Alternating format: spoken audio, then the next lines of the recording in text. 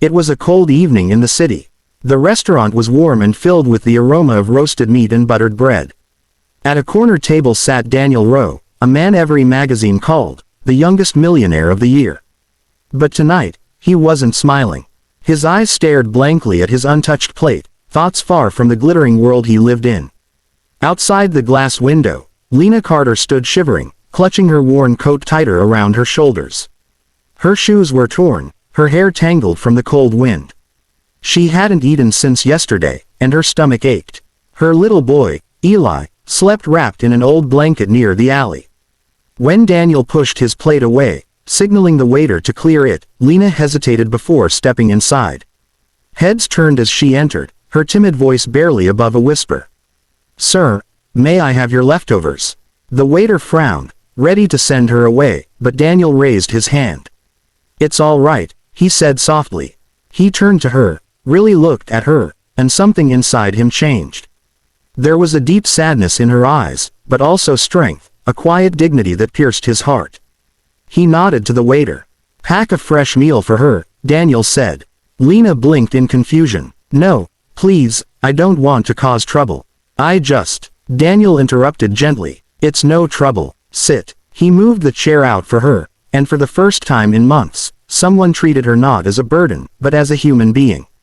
She sat cautiously, unsure if it was a cruel joke.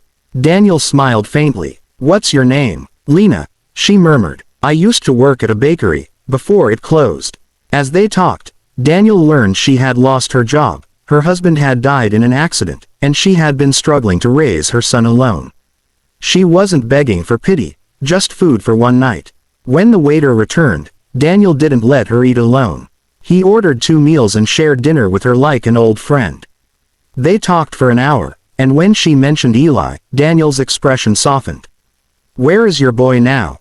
"Outside," she whispered. "He's asleep. I didn't want to bring him in." Without hesitation, Daniel stood and walked out with her. When he saw the little boy curled up under a blanket, he knelt beside him. Eli stirred awake and blinked up at the stranger. "Are you an angel?" the child asked sleepily. Daniel smiled through the lump in his throat. "Not even close," he said softly. That night, Daniel paid for a hotel room for Lena and Eli. He left quietly, without giving his name. But the next morning, when Lena came down to the lobby, the manager handed her an envelope. Inside was a job offer, and the logo of Rowe Enterprises. Daniel had hired her personally.